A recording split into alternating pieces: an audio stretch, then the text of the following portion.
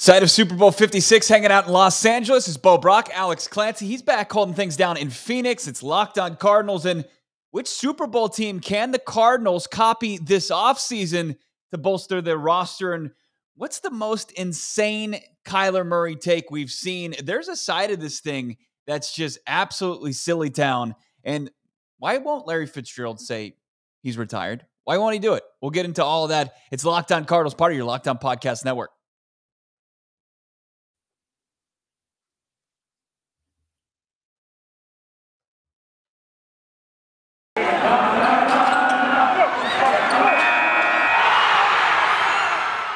You are Locked On Cardinals, your daily Arizona Cardinals podcast. Part of the Locked On Podcast Network. Your team every day.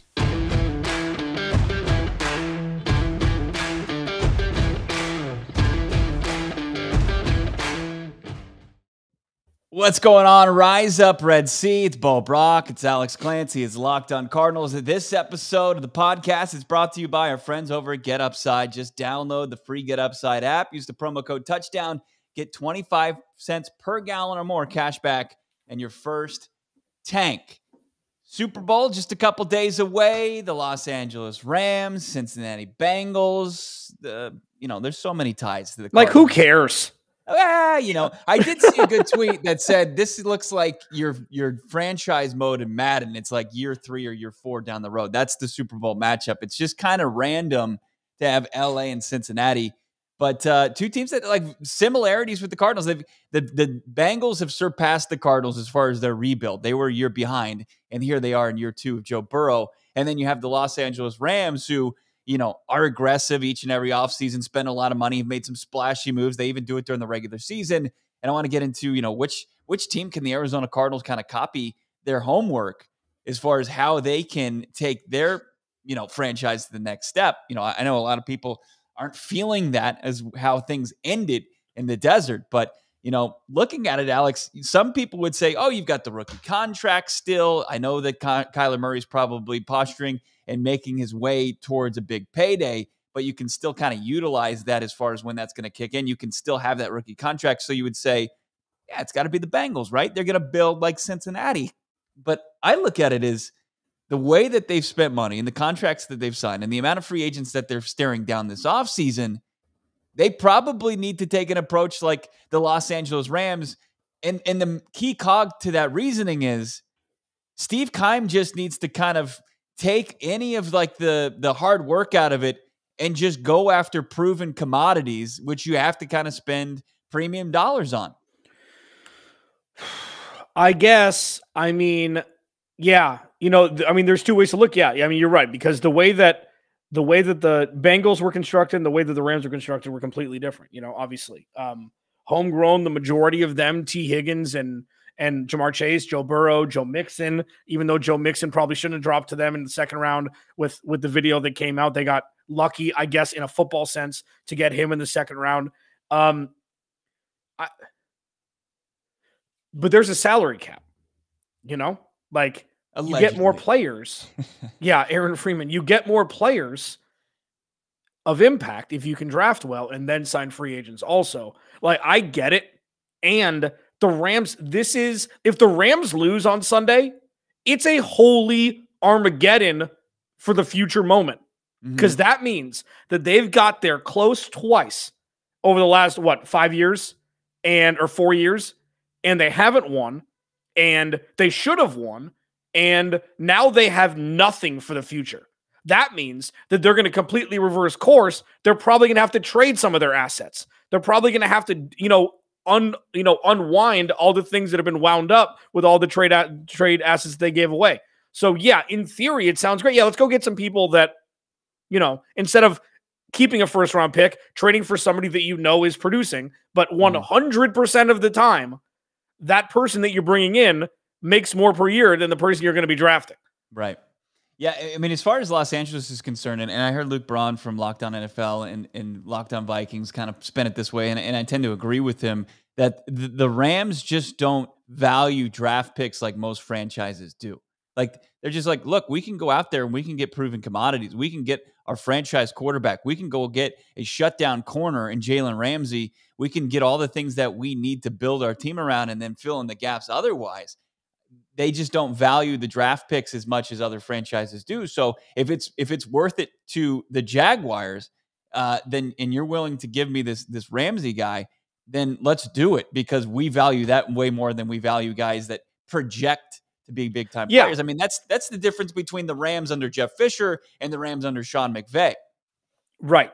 And the majority of that was under a rookie contract with Jared Goff. So they were able to do it. And they drafted Todd Gurley, who was a high impact guy, before they paid him, before things kind of went downhill. When they rode CJ Anderson instead of Todd Gurley in the playoffs in the Super Bowl, they drafted Cooper Kupp in the third round, second or third round. I think it was third round. They brought in Robert Woods at a very team friendly deal. Like, these aren't like they could afford to trade 2 first-round picks for Jalen Ramsey because of everything else that they did through the draft. Now, say what you want about Jared Goff, a rookie contract is cheap. You know, and they gave him money early to make it cheaper for the future, even though, you know, this year, there was a huge cap hit, but that, you know, they backloaded it. Now, the Cardinals haven't done step 1 through the draft. Right. And step 1 was drafting Jared Goff, drafting Todd Gurley, and then building around them. Aaron Donald. Aaron Donald, of course. Yeah, of course. You know, they brought Eric Weddle in, who was older. Like, this part, he came in on a team-friendly deal. Like, Clay Matthews played linebacker for them on a 1 or 2 year deal. They were able to build around the young players on the cheaper contracts. Yeah. They were able to do that. The Cardinals haven't done that. Right. So it's more difficult to do what the Rams have done.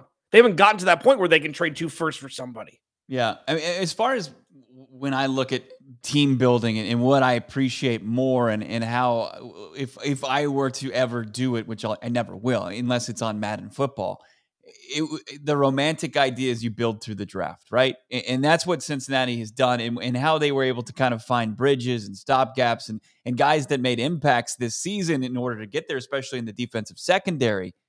You know, I applaud them, but for the most part, you know, they did it through the NFL draft. I don't think that there's somebody in the building in Tempe/Glendale that is capable of doing that. Like, when you look at where they hit, and to your point, as far as the Rams, like all the heavy lifting that they did before these stars started to come into to LA post Jeff Fisher, like, we saw all this young talent and we're like, man, if they could just get a quarterback, or if they could just get the right coach in there, LA or the Rams are going to be an issue. And that proved to be true.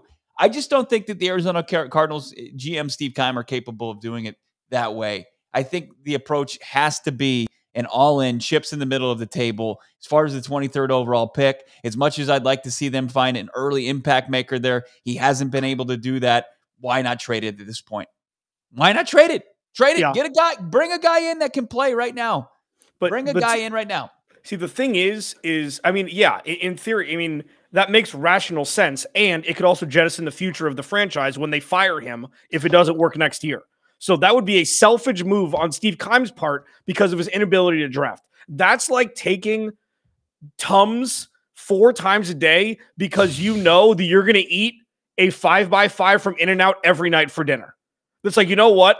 I'm going to do that because I can't help myself. I'm idiotic. I'm inept when it comes to the certain thing like eating vegetables for dinner. So I'm going to take 5 Tums during the day because I'm going to eat a burger at night. They're going to trade away the first round pick because Steve Keim can't draft. You know what you should do? Don't eat the burger. You know what you should do? Don't have Steve Keim draft for you. This is why we are where we are, and I appreciate your approach on it, but this is still the ecosystem that after the big party in Viva Los Biodome.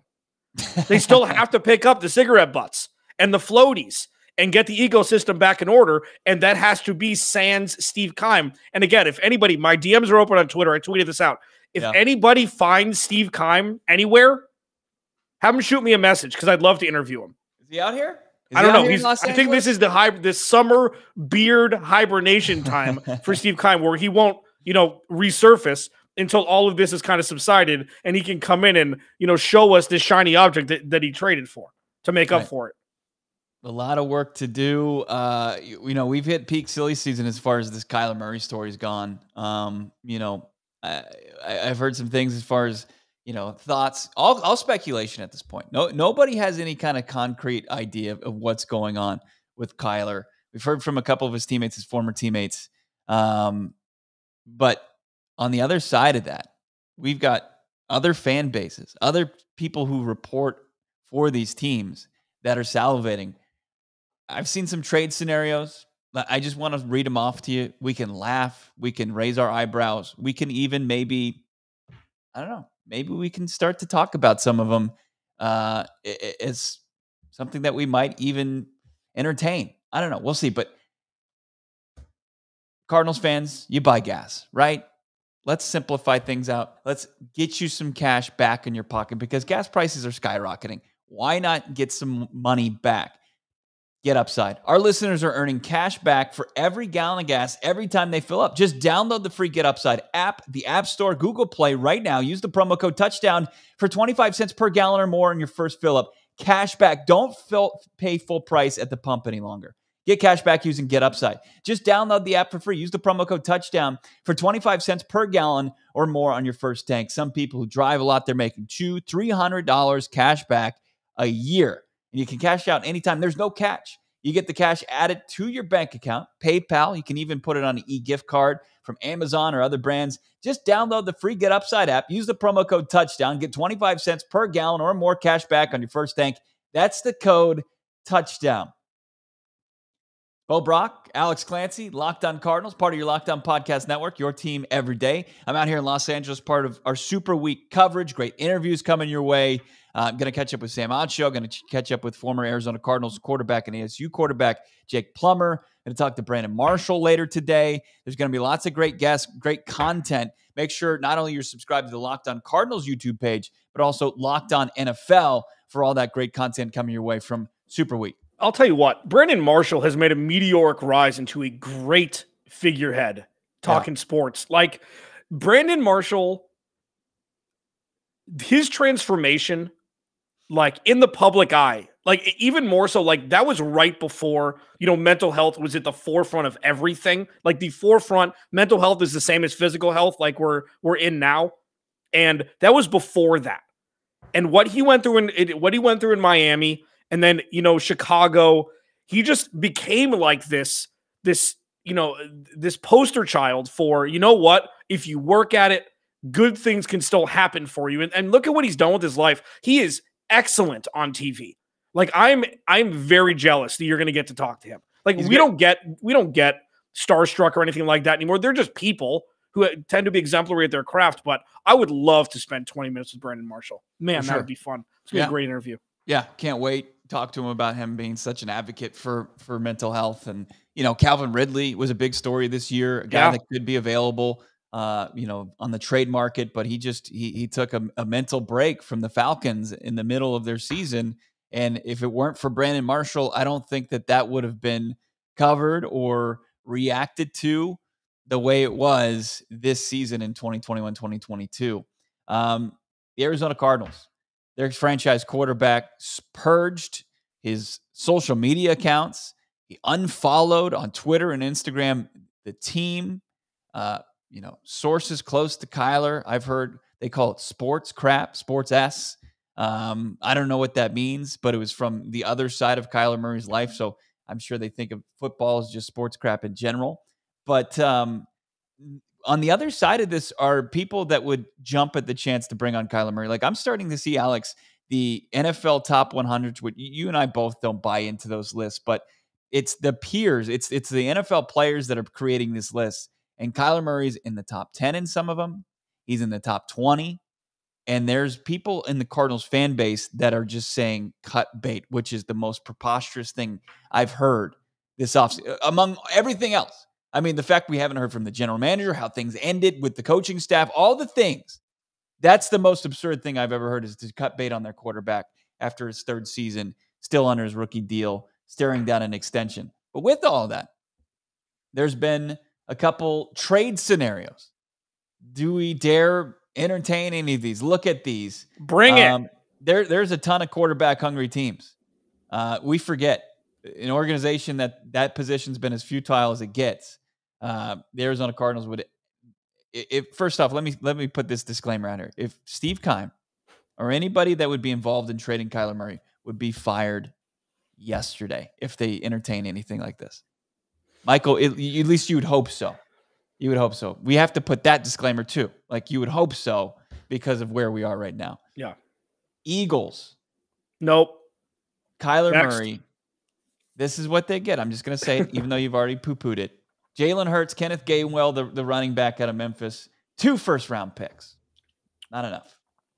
Rather have 3 first-round picks and not Jalen Hurts. Yeah, I'm not a big fan of his Oklahoma successor, Jalen Hurts. No. Cleveland Browns. Nope. I almost had the same reaction as your first reaction to the Eagles. No Baker Mayfield. No thanks. I think that's going to be a continuing of a problem in Cleveland. Denzel Ward, I'd love to somehow get him in a Cardinals uniform without having to give up Kyler Murray, but that's probably not happening. In a first-round pick. So Baker, Denzel, 2022 first-round pick. That would be not a bad pick, but still not worth giving up a franchise quarterback. Las Vegas. The quarterback coming to the desert was one that they passed up on drafting years ago. I think we know who Derek Carr is. Thanks, but no thanks. 2022 first-round pick and a 2024 first-round pick, apparently. I don't know what the deal is. Why would they must not have a 2023 for some reason. Yeah. Tampa Bay. Ali Marpet, the offensive lineman. Safety, Antoine Winfield Jr. Cardinals, I think they're good at safety. I think so. 2022 first-round pick, 2022 second-round pick, and another future first. Now, that's a lot of draft capital. But, look, if you're trading Kyler Murray to the Bucs, a team that's ready to continue to contend, that first-round pick is nearly a second-round pick each and every season. Yeah. And I mean, you're also wasting the career of everybody else that's on this roster that's under the age of 26. Yeah. Now, everybody that's watching on YouTube, everybody that's listening on podcasts, which is free across all platforms, this is where your eyebrows might probably raise, and you might, okay, let's start to discuss this one. We talked about it last offseason too. The Houston Texans, Deshaun Watson to the desert for Kyler Murray, but in this scenario, the Texans actually would get more in return than they would send out. They would get Kyler Murray, Rondale Moore, and a 2022 first-round pick for Deshaun Watson, who we still don't know what his future is with all the lawsuits that have been levied against him off the field. I mean, here's the thing, okay? He may be an absolutely terrible person. You know? I mean, we don't know what's you'd like to. I don't know what you'd like to hope, one side or the other. I don't know. I'm not going to touch that. This is a sports spot. Yeah. The picture isn't great. If this were, well, I guess he wouldn't be on the trade market if that weren't happening. But like we talked about this 2 years ago, I would have traded them straight up. Yes. The reason why is Deshaun Watson has proven that he's a quarterback that can elevate a roster. And yeah, say what you want about Bill O'Brien. Like, I don't know how great he was as a leader. Ask DeAndre Hopkins. I wonder how much of this was just, J.J. Watt and DeAndre Hopkins and Deshaun Watson. But that's the one that's the closest to it now. I wouldn't because, I mean, first of all, you don't know. And second of all, what kind of image is that going to send, even if one way or another, that he's going to be the leader of your organization? I think that's how you lose an already fickle fan base. There is here. I say no, right? Yeah, same. The idea, though, that Deshaun Watson figures everything out, obviously, off the field before we even start conversations here. He can do it. It doesn't matter who the OC is. Like, they fired Bill O'Brien so early in the year that Deshaun Watson won the passing yards title that he basically was probably running that offense on his own. And he led the NFL with 4,900 passing yards. Like, he can do it on his own. He's done it without DeAndre Hopkins. We know that Kyler Murray statistically is not the same quarterback without DeAndre Hopkins. So there's a couple things at play, but as far as what we have in reality here, in Kyler Murray and his situation and Deshaun Watson and his awful situation, I don't think you touch it with a 10-foot pole at this point. Now, the playing field can even out a little bit more as things get settled, but no, I don't think that there's a trade out there. Like I said, disclaimer remains, it'll stay up. Anybody who entertains it in that building should be fired. They should get the box and they should fill up their desk and with all their belongings and be sent packing if they entertain that. Why won't Larry Fitzgerald, why won't he say that he's retired from football? Let's get into a quick conversation here. Why would you do this to me? Because we have to. We have to talk about Larry Legend. But first, we got to talk about all the props for the Super Bowl. There's a ton of them, and they're fun to play.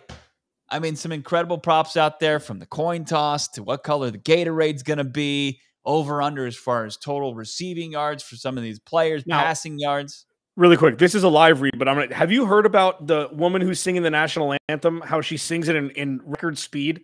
Normally it's like a minute 45, between a minute 45 and a minute 55 or something like that. This chick was clocked in and singing it at around 1:30. Line was super, like it was super long, or it was, super like 150 whatever, or 155. Now it's down to like 149, and it's going down and down and down because she was clocked, I guess, singing it somewhere at a minute and a half, carving off 30 seconds of our own national anthem, which is wild. Wow. But you'll be able to find that for sure. Burning through that. Yeah, BetOnline's got you covered for the big game. More props and lines than ever before. We got the big game going on in just a few days. BetOnline.net remains the best spot for all your sports scores, podcast news, and it's not just football. BetOnline has up-to-minute info, pro, college hoops, NHL, boxing, UFC, along with live, real-time updates of current games. Don't wait to take advantage of their new amazing offers available for the 2022 seasons. BetOnline, where the game starts. It's just timing. Brack, Alex Clancy, Locked On Cardinals. Subscribe on YouTube, over 2K. Love it. Crushing it out there. The Kyler Murray, I think the first video we did was at the Monday show. Got some good numbers on that. A lot of people, like we say, it's stupid, it's dumb, but people are talking about it. You just can't not talk about it. Continues to be a storyline out here in Los Angeles. I guarantee it's still a storyline back in Phoenix. You turn on all sports talk radio shows, I'm sure they're talking about it ad nauseum. Out there at the Waste Management Phoenix Open, the WM Open Phoenix Open. Why did they do that? I don't know. Because they don't want to talk about trash. Waste management. I don't know. But it looks gorgeous out there. Yeah. You had the former Cardinals out there playing golf. Larry Fitzgerald, Christian Kirk. I got all this from our guy Josh Weinfuss, covers the team at ESPN.com. And Christian Kirk, basically, we said this yesterday. The quote from Christian Kirk is saying that Kyler Murray needs to do what he has to do as far as his social media purge and unfollowing. Larry Fitzgerald, he didn't shed too much light on the Kyler Murray situation, but he refuses. The word retire remains hot lava for Larry Fitzgerald. He won't touch it. He just won't. Josh Weinfuss said, are you retired? He said, I'm way too young for that. I'm not going to retire just yet. But yet, his LinkedIn profile, his social media profile, it says former athlete. So let's keep that in mind. He's a former athlete. He's just not retired yet. He's not going to go get a place in Sun City in a golf cart and have people wheel him out into the sun each and every morning. He's still a young man for the world, but for the NFL, it's a game that's passed him up at this point. Let's not get it twisted. If the Arizona Cardinals offered him $10 million last year, he would have played football. That's what it came down to. That's what it came down to. The last 4 seasons, including the one that he missed. But you know what? I'll take away 2018. 2019, 2020, 2021. The last 3 years. They paid him $11 million. 2019, 2020. The only thing that changed is they weren't going to pay him $11 million in 2021. And that's why he didn't play football. I wonder what number would have gotten him back on the field. Because probably AJ Green's contract. They chose AJ Green over Larry Fitzgerald, you think, right? Yeah, I think that was the right move. Yeah, of course it was. Played a different role as far as the offense. Fitz was playing the slot, and we've seen even with Christian Kirk in the slot, not a position that they like to that they feature in the offense. That outside receiver position. I mean, you're in short yardage situations, and you're in a one-on-one. There's probably like a 50% chance you're getting a ball thrown your way. AJ Green parlayed that into over 700 yards, a couple touchdowns. What do you have? 3 on the year. but I just don't know if Fitz would have been able to provide the same production. But as far as going forward, that ship has sailed. I think he realizes he can make money off the field. He can still do it. He's doing the podcast, the Let's Go, I think, with Tom Brady and Jim Gray. He's doing different things here and there. Philanthropic as he's ever been. Mm-hmm. I think he's still hesitant to say retire because he doesn't want to officially bring on everything that comes with that. He doesn't want to have to stand on the top of a stage and wave his hand, like thank you, and do all that. Who says he has to? Well, I mean, I think he feels like he's obligated at some point. No, he just has to say, hey, I'm not playing football anymore. Thank you for everything. Everybody puts it in the Players Tribune in baseball. As soon as he does that, somebody's got a pre-produced thing that he doesn't want to see of the shining moments from his one. I think we're giving this. I think we're giving this way too much. Oh, you know what? He's doing it his way. That's great. And all the people that have watched him for so long, closure is the wrong word, but it's like, you know what? Instead of showing up everywhere, laughing in the stands as the Cardinals are getting blown out by the Rams, getting caught on TV, it's like, it just brings into question how much were the last 3 years about money and not about loving the Arizona Cardinals? How much of his whole career being in Arizona was about the money and not loving the Arizona Cardinals? How much of this was business and not wanting to be an Arizona Cardinal? Like, if another team offered him $100 million and the Cardinals didn't, would he be gone? It puts everything into question. And this isn't reading too much into it. This isn't silly, expletive, off-season stuff. This is something that I've been talking about for the last 4 seasons. He was overpaid the last 3 years that he played. If he wasn't, would he have gone somewhere else? And I think truly the answer was yes, because he loves money and he would have taken it somewhere else. I think that's too much. It's too aggressive of an approach. That business was good for both sides in the Larry Fitzgerald final couple seasons. The Arizona Cardinals needed him to continue to be the face of the franchise. They had to pay a premium for that to keep him around, and that was also good for Larry Fitzgerald. I just don't. I mean, once you get deeper into it, I don't think it got that deep. Both sides needed each other. Larry to continue to make gobs of money and continue to chase Jerry Rice and all those, get closer and closer to those receiving marks. And make, continue his being a savvy businessman, and the Arizona Cardinals need because of 2018 being such a disaster to continue to keep him in the fold as the face of the franchise as they found another one. And we'll see what happens with that next face of the franchise because, things aren't great right now. Not great, Bob. Locked On Cardinals, part of your Locked On Podcast Network, your team every day. Alex Clancy, follow him on Twitter at Clancy's Corner. Follow me as well, Bo Brock at Bob Brack. Have a great rest of your Thursday, right? Is this a Thursday episode? I have no idea what day it is. Yeah, I don't even know. Yes, this is the Thursday episode. Yeah. And we'll start to make some big game predictions tomorrow. We'll give us our thoughts on that as far as the Bengals and Rams go. Maybe even look at a couple prop bets and all that stuff. Alex, give you a little nugget.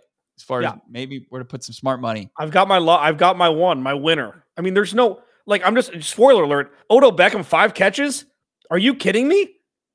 He's going to get that in the first half. Save it for tomorrow's episode. Fine. Follow us at Locked On AZCards. Now, after making us your first listen, thank you so much. Make Locked On Bets your second listen. It's free across all platforms, just like this podcast here. Talk to you soon.